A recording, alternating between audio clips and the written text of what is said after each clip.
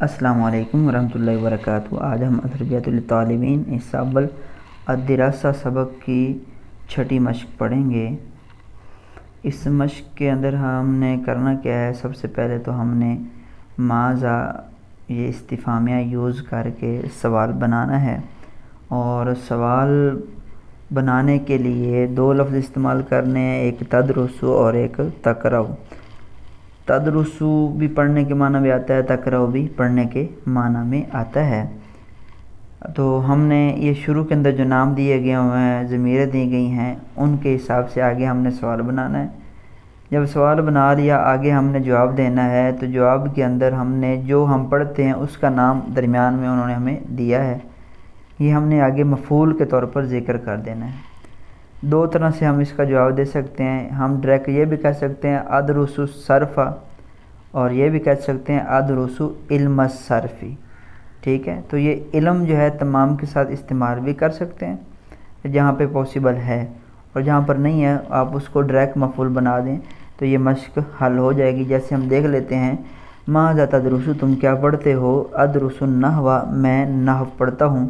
اب یہاں پر اگر کوئی یوں کہے ادرس علم النحو میں نحو کا علم پڑھتا ہوں، تو یہ بھی درست ہے۔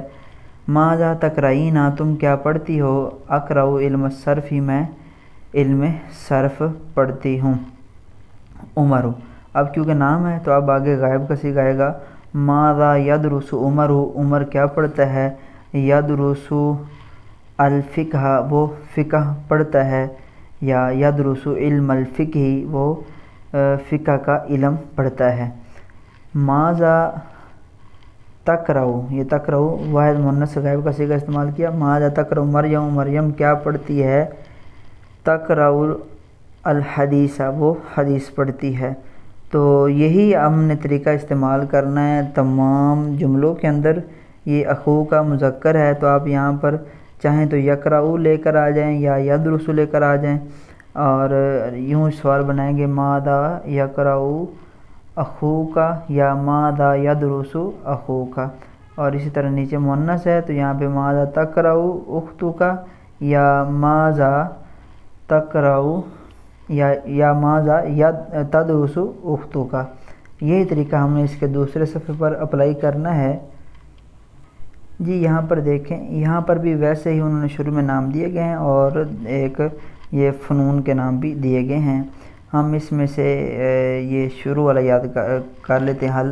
ماذا یدرس ولدک، تمہارا بیٹا کیا پڑھتا ہے، یدرس علم الطب وہ طب کا علم پڑھتا ہے، اور ہم یوں بھی کہہ سکتے ہیں یدرس ولدی میرا بیٹا الطب طب کا علم پڑھتا ہے یا حکمت پڑھتا ہے۔ تو یہ بالکل آسان سا ہے، ہم آخری چلے ایک دے لیتے ہیں، ماذا تقرئین تم کیا پڑھتی ہو، اقرأ الدرس میں سبق پڑھتی ہوں۔ تو یہ بالکل آسان سا طریقہ ہے، امید ہے آپ کو سمجھ آ گیا ہوگا۔ اگلے سبق میں پھر ملاقات ہوگی، تب تک کے لیے اللہ حافظ۔